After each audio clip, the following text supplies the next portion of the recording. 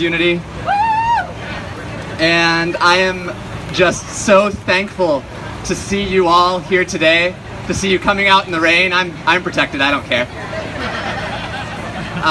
And I wanted to start out today telling you a little bit about this event and being thankful for some other things. So we are Greater Portland Trans Unity. We are a community organization led by volunteers. We organize this Trans March yearly, and also the Trans Day. We help with the Trans Day of Remembrance and Trans Day of Visibility, though those are not our events. And for those of you who have not been following the Facebook page, the theme this year is Jobs, Housing, Healthcare, Now. And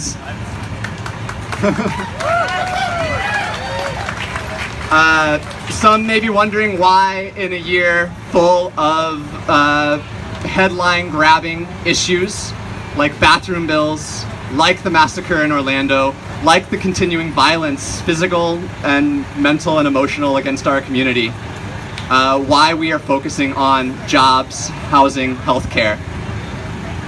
And the reason is that in the face of all of that adversity, in the face of all of those issues, we need to be building a strong community to fight for our rights and to be able to self-determine. And I'm hoping that today, as we go through our speaker list, as we hear from many different people in our community from different organizations, that you will all take the time today to talk with them about the work that they do in this city, to learn how you can get involved, to organize for your rights and for the things that you need. I want to make sure that today we do not just have a march, but we have the beginning of a movement like we've seen in past decades. And with that said, I want to quickly do some thanks to folks. I want to, first of all, give thanks to the land that we are on, Indigenous land, here in Portland, the ancestral homeland of many different tribes,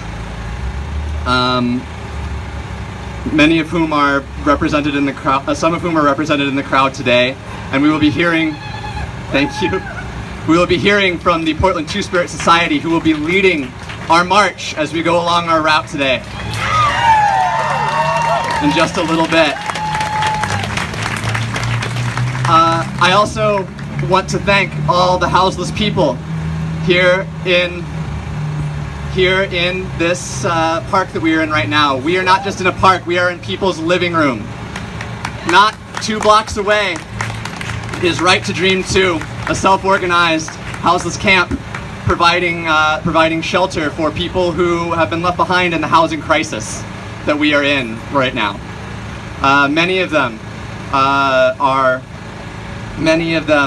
trans, many of them are gender nonconforming, many of them are queer, many of them are our family, and we need to treat them as such, both here at the rally and as we go along our parade route.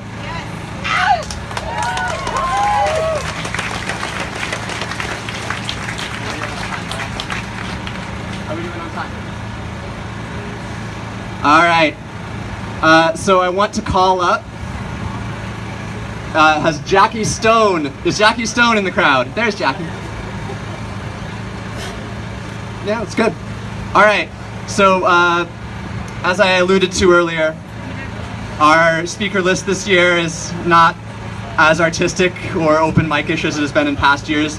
We decided it was very important this year to have members of different organizations come and tell about their work, about how you can get involved with their organizations, about how you can fight for your rights and the rights of those around you. So, without further ado, I would like to introduce Jackie Stone. She's going to be telling you about the Northwest Gender Alliance. Good afternoon. What a marvelous, beautiful crowd. Isn't this exciting? Well, I was going to talk to you about safety and how many challenges we're facing today, particularly in Washington State, where people are trying to enact an initiative petition banning trans people from the appropriate bathroom or locker room. They're pretty close to getting the necessary signatures, so it looks very likely that we will be fighting that, be facing that challenge in the fall. So we'd love to have your support and encouragement. How can we get involved? Well, many ways. One has to do with sorry, a little louder. So one way would be by joining a couple of websites. One is WashingtonWon'tDiscriminate.org. They also have a Facebook page, and also the NWGA has a Facebook page. So please join that. You'll be able to get some of the latest updates and some interesting local information. Already we are seeing in Washington and around the country an increase in suicides amongst trans people, particularly amongst our youth, and that's frightening. The stress level has gone way up, and we have seen the violence level pick up also. Just yesterday, a young trans man was assaulted on the Max.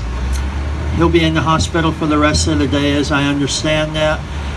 The assailant is housed at the Multnomah County Jail and looks like he'll be facing justice.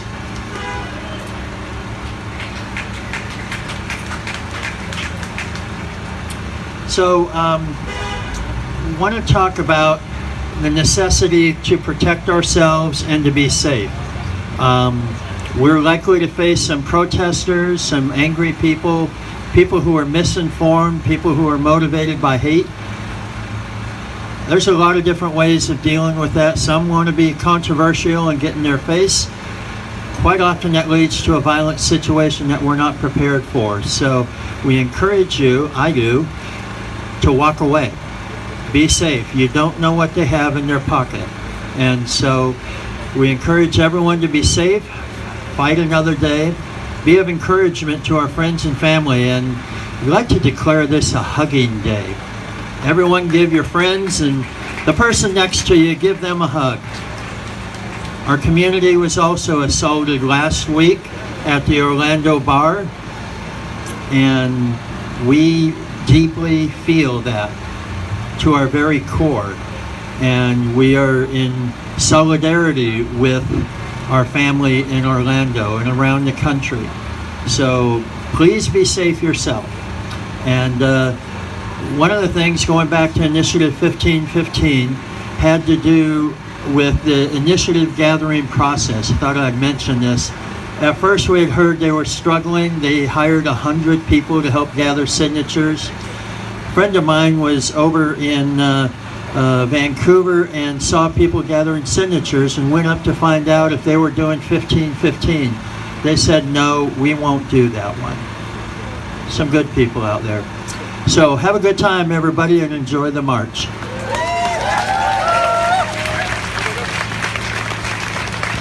Thanks so much, Jackie. All right, next we're going to hear from Raina Daniels of the Q Center.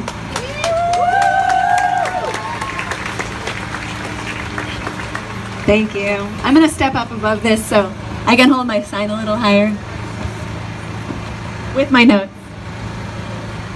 How many people here have been to the Q Center? Hands up, yeah. Okay. How many people here have volunteered or facilitated, are on our board, have been in committees? Raise your hands up, look around, these are your people. Okay, this is cheesy. I know you're gonna have to fight back against the don't tell me what to do feelings that you're having right now, but raise your hands or your eyes towards me if you can. Everyone, all of you. Come on, don't tell me what to do. The Q Center is for you. You may have heard otherwise. I assure you, our new management, our board, our programming is here for you. I, the program manager at Q Center, am here for you. Justin, Stacy, Karen, our other 3 paid staff, our board, our committees, we are here for you. Our Trans Femme group, our Trans Women's Friday Night group, our FTM group, our Trans Guys group, our Gender Query group, our Conscious Girlfriends groups, those groups are here for you, but so are our writing groups, our parenting groups, our bike meetups, our committee meetings, our movie nights, all of our events are here for you. We're building an INR program, an information and referral program to help people all over the state, across the gender spectrum, find the employment resources they need, the healthcare resources they need, the housing and safe shelter that they need wherever they are, and especially here in the Portland metro area. We are uniting these programs together to provide the safety net that our community deserves. We all need community, all of us. We need you to be our community. We need you to step up. We need you to volunteer. We need you to show up. We need you to ask us for what you need. We need you to help control the rumor mill. We need to make sure that you help other people feel welcome in our space by being that welcoming person. We need you to volunteer.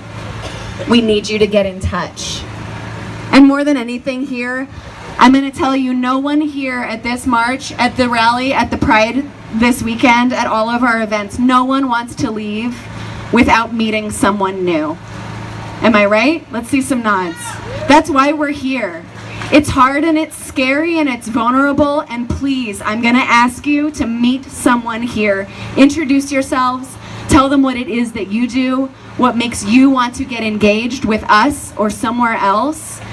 Share yourselves with each other. This is what community looks like. That is hard, and it's what community looks like. And if you can use Raina, the program manager at Q Center, as an excuse, please do. Raina said I should introduce myself. Hi, I'm so-and-so, I use these pronouns. This is what I'm into.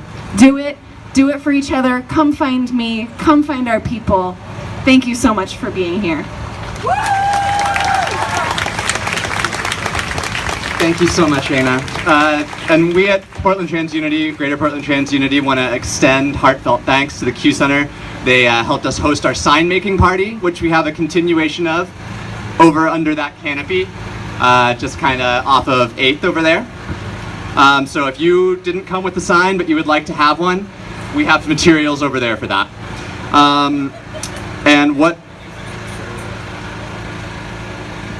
And we do want to make sure that we are saying that we give our trans brothers and sisters and siblings priority. Thank you, Lyles. Priority, making sure that we can allow all of them to have signs if they would like them. So, Raina talked a lot about community, and I think that an important part of community is working with youth, is making sure that the next generation is able to be safe and stable and loved and see people like them who are grown up and still alive. Yes. So I would like to invite Seth to the stage. And Seth and Sunny, they're going to be talking to you about Smirk, which is a great organization that I hope some of you choose to volunteer with. Hi everyone, you all look so beautiful. We're so honored to be here with you all today. We want to talk a little bit about Smirk, which is the Sexual and Gender Minority Youth Resource Center. So we are a safe and identity affirming space for youth ages 10 to 23. We are open every Monday and Friday from 3:30 to 8:30 for ages 13 to 23, and on Saturdays from 2 to 7 for 10 to 18-year-olds. Every week we have mental health support groups and healthy relationships groups. We also have regular gender identity support groups. We're a space for youth to build community, engage in fun activities, and it's also a space where youth can get resource referrals for jobs, housing, medical care, and a myriad of other things that queer youth might need assistance with. So I'll hand it over to Seth to share about some of our other programs. Awesome. Y'all look very beautiful today. How are you doing? I'm very happy to see us all here and visible. I would just want to let you know that Smirk is an affirming space for everybody to come, ages up until 23 years old. We do have, obviously, our drop-in center. We also opened our first LGBTQ-specific transitional house last year, so a big round of applause for that. Unity House has 5 or 6 residents, and it is available taking applications, so come drop by Smirk and get an application if you need one, for folks you know or for yourself, if you're an LGBTQ youth seeking transitional housing. I also run Bridge 13 with my co-trainer, and that's a program that offers educational trainings to organizations in the local area. That can range from medical professionals to mental health professionals to local businesses, anywhere where you feel needs more education and support around understanding trans identities or LGBTQ identities. So let us know if you need any support and advocacy or consultation from us as well. I just want to let you know that I'm really happy to see everybody here. I love how many youth are here. Y'all are very beautiful, and I stand in solidarity with all the trans folks and partners and parents and all of you here, so come say hello if you get a chance. Thanks so much, y'all.